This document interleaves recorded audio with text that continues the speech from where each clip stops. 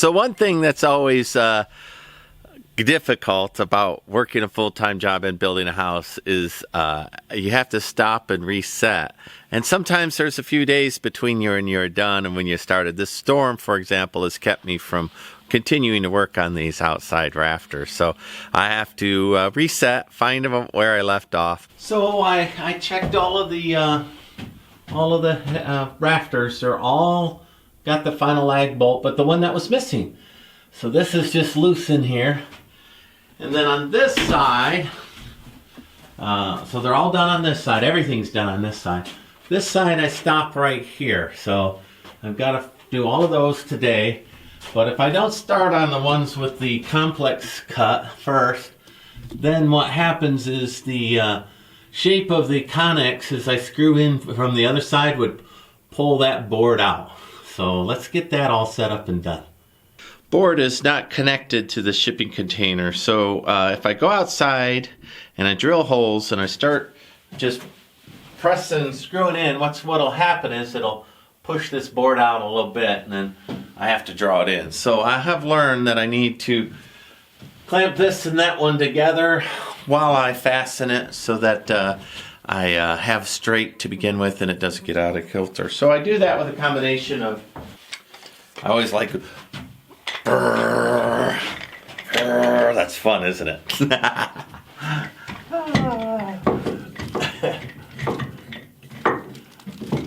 Get it up there a little higher than on the edge so that when I clamp, and then I'll pull the clamp down the other way.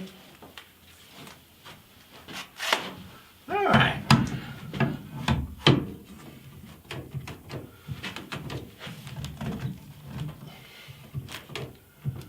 You see that? Made it move. I don't know if I need a. It made it move. It made it move. Let me put a level on it, or a T-square, one or the other, square, and find out if it's tilted now, because I can no longer see the ridges inside the corrugation to know it's plumb. So when I leveled this Conex, it's 40 foot long. I did use a laser level to level it, and I put marks in the trees. You can't see them, but there's bolts all the way around the trees which is level. But I did put it with a slight lean, about an inch per 40 foot drop, because I want to run the water that way. And I will run the water that way when I pour the concrete roof as well. And then my downspouts as well as my cistern will be on that side of the house. So if the board has the same level, then I know it's plumb. If it's out of plumb, I know it's plumb, if that makes any sense. All right. So there's my kick out. I see an 1/8 or so.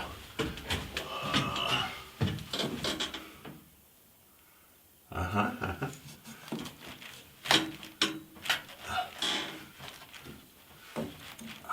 right. So the bubble tells me it's the same here as it is there. And then the last thing, I have to make sure that between these two is 48 inches, because I don't want to have to cut drywall and turn it on its side. These are 8 foot now to where the drywall comes up. And if I need to put a kick plate on the bottom out of cedar, I will. Because I don't feel like cutting a oddball piece of drywall inside of here, and I'm going to be working with the thick stuff, 5/8, 3/4 if I can find it, thick stuff, just to further reinforce this house. I'm making a 1,000-year house, and to do 1,000 years, you want things as thick as you can because they last longer. They're more durable.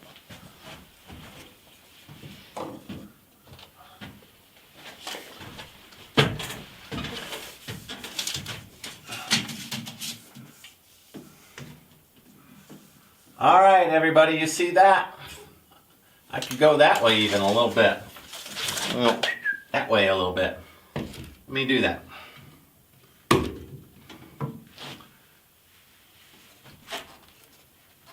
48, spot on. Okay.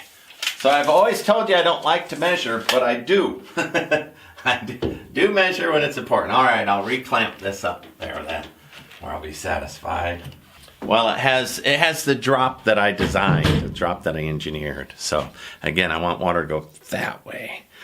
And I'll do a little bit of research before I do the final fill on the roof. And if I need 1 inch per 40 foot for a good run, I'll do that. I'll be able to add a little thickness to the concrete if I need to. Or when I do the foundation, I can adjust it now. I'll look that up before all's been said and done. But right now, it's a 1/2 inch per 40 foot to make the water go that way.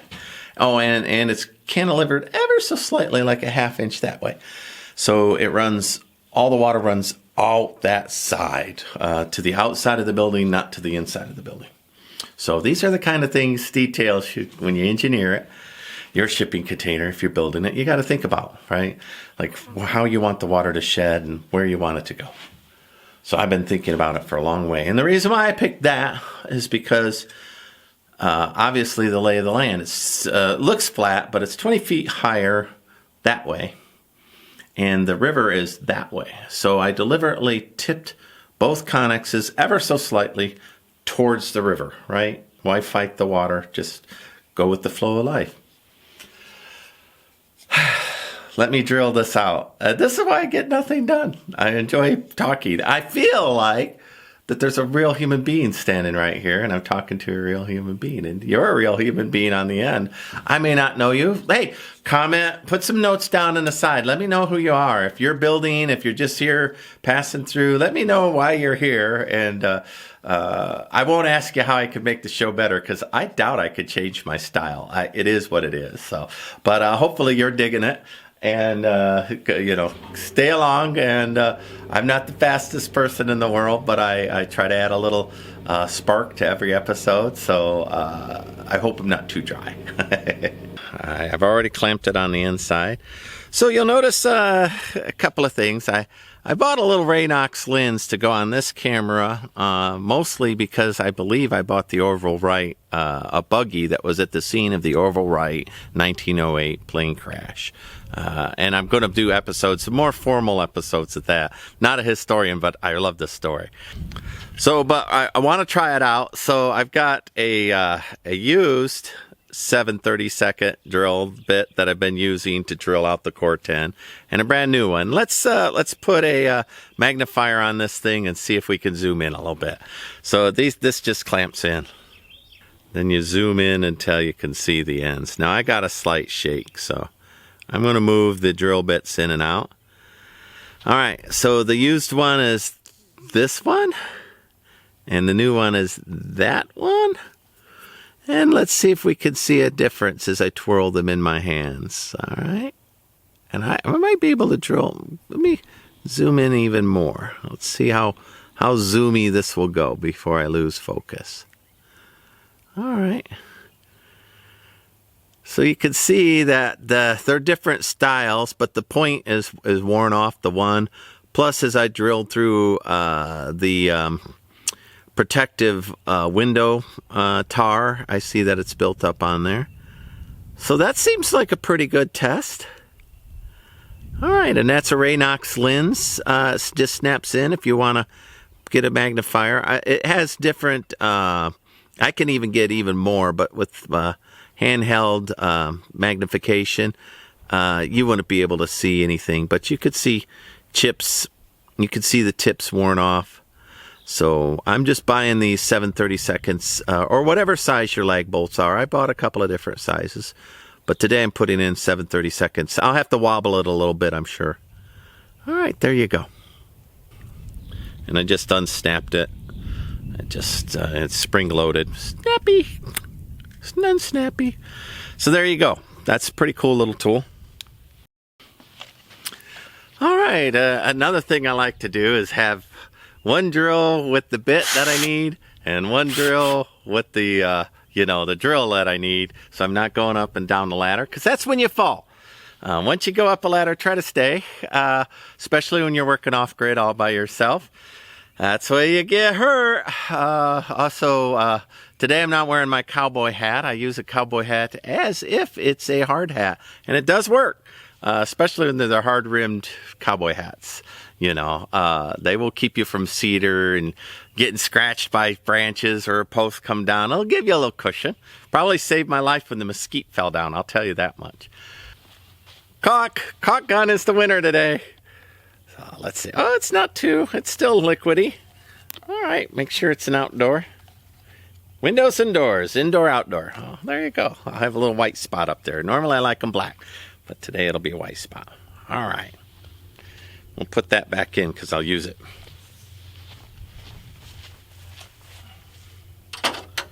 Alrighty. So I feel around on the other side to kind of know where I am on the corrugation, and it gets me usually pretty close, and then I count, you know, 1, 2, 3, 4, 1, 2, 3, 4, so I know where I'm at. Let's go up and drill this out. I've done videos on me doing this, but since this is my last post that I'm attaching, I think that it's a little fun thing for you all to see. I also set up the ladder so that I can lean into it. You got to be careful you don't lean in so hard you push yourself off. Oh, and I've had a storm, so the soil is wet. So I'm going to be in a little trouble as I go up there. We'll see. I might have to put boards underneath it.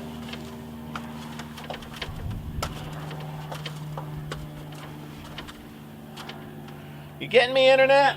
Maybe? We'll see.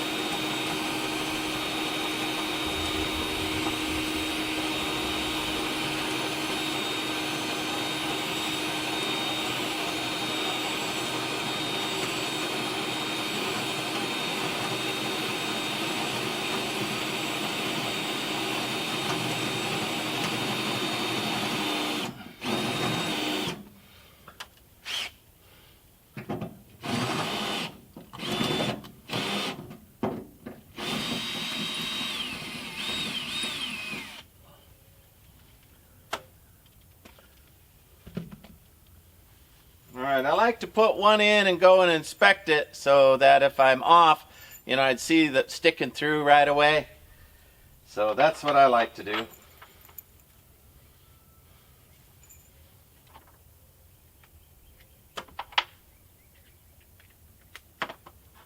And then I can fine tune it from there.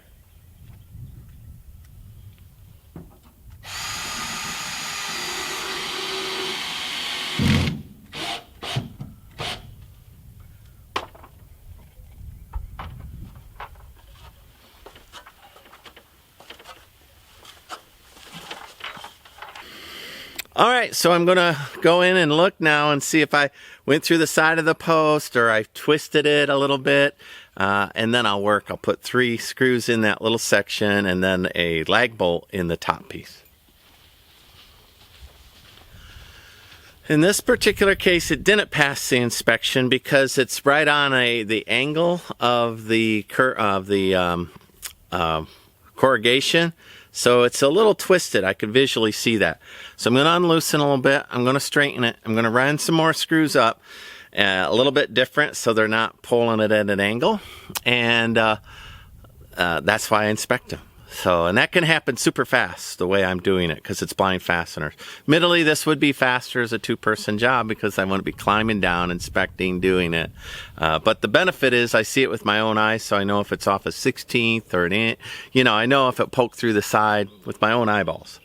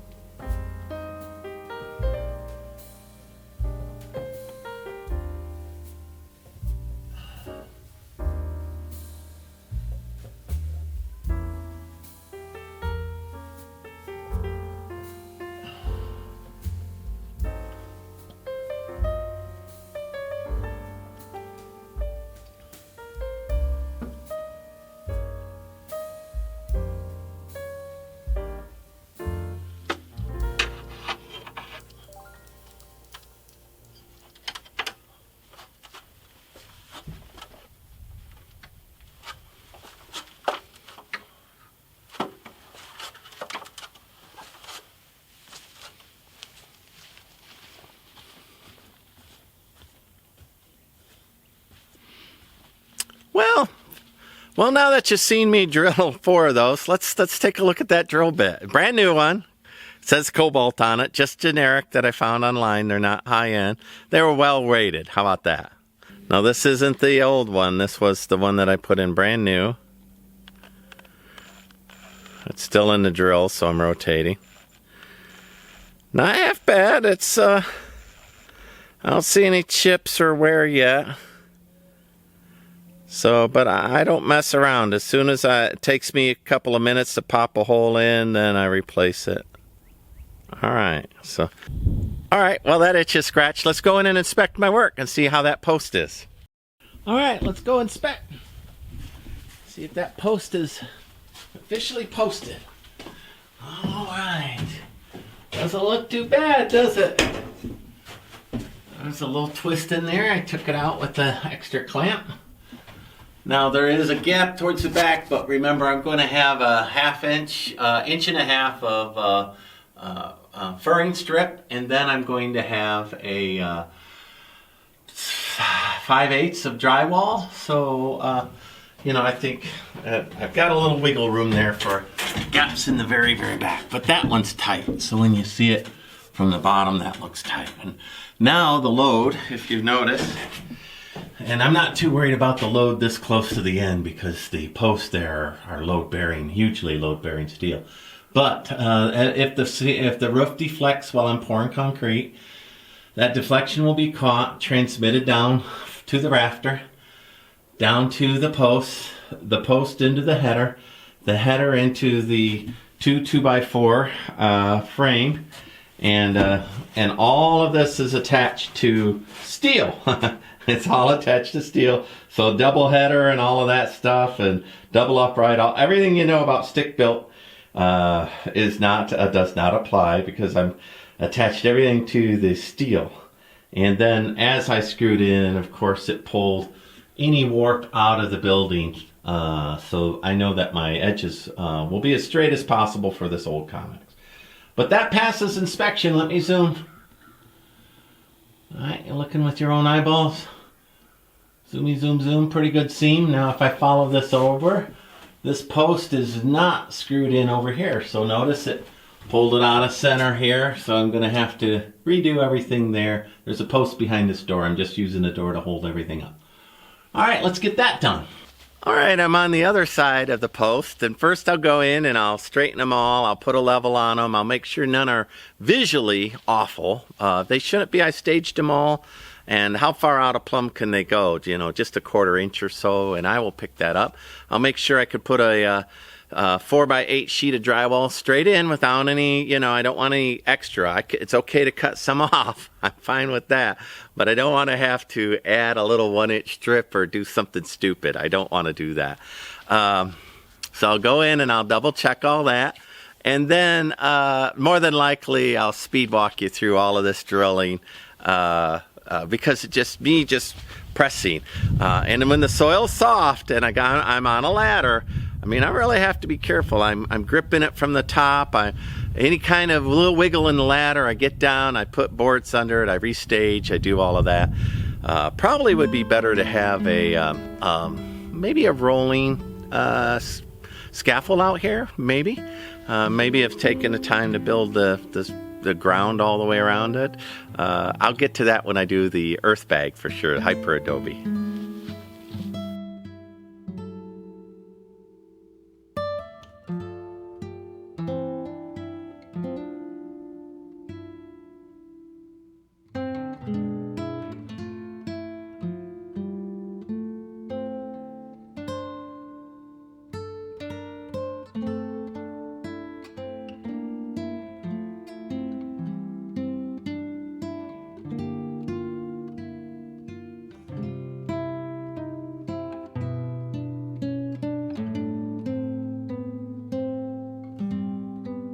All right, the last set, and I think I'll do something a little different. I think I'll walk through this one. I'm going to put that Rainox on the drill bit with a brand new bit, and we'll watch it. So after about 10, I'm finding I have to put a lot of strength into it. Listen, standing on a ladder with muddy ground, and you know, my core is what's tying a ladder to the earth and making structure. because I've got a ladder on mud. Very hard to do. So it's better for me to get a new drill bit, and eventually I'll sharpen them all. But I'll get that new Raynox lens, and I'll put it right on one of those as I drill, and maybe I'll do it slow motion so we can see how it cuts in. Now, I don't add any lubricant, no lubricant to that drill, because I follow this up with some kind of a water sealer, caulk or something like that, and I don't want lubricant making the caulk not stick and allowing water into the Conex. That Conex is so tight. When I shut the door, I can feel it pressurized. So I'm going to have to do something with the pressure in here. I think when I put the plumbing in and I put the vents, the exhaust vent for the shower, that maybe that will allow the door to close a little easier. All right, so I told you before I don't like measurings. I do counting. So here was where I hit the second to the last joist. So I counted 1, 2, 3, 4, 5, 6, 7, 8, 9.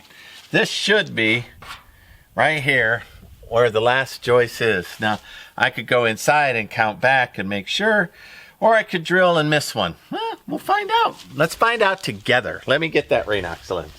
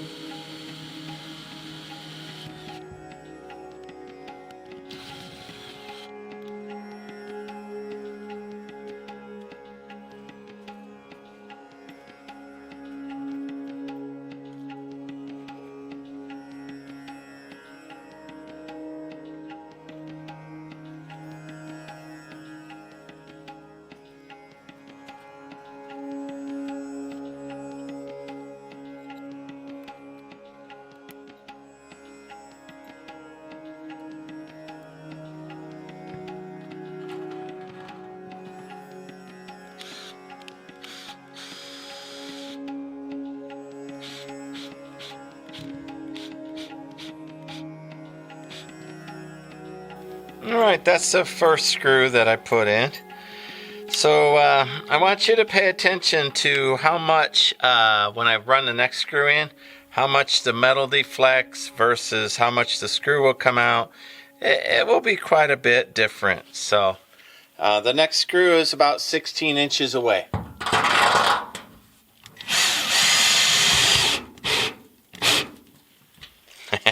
You see that? Some of that is me pulling the post in, but a great deal is deflection inside the container.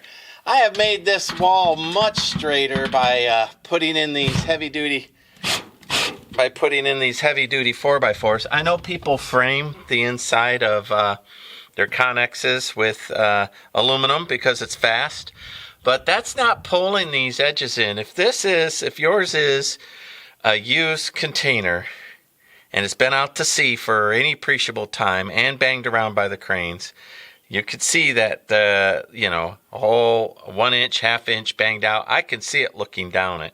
And these 4x4s are pulling all that straight. So that's a much better methodology, if you ask me, than the quick ones of just using aluminum frame. Plus, you get the structural integrity of the post on the inside of the Conex. The negative, of course, is that I put a hole in the Conex, so there's a point where water could get in. Now, again, I'm using earth bag over the top of this. If you were doing something else, I would recommend snapping chalk lines. Put all of these in the same place and make it a decorative screw and make it a feature, like an industrial modern vibe. If that's what you're going for. But I've got 4 more of these to put in.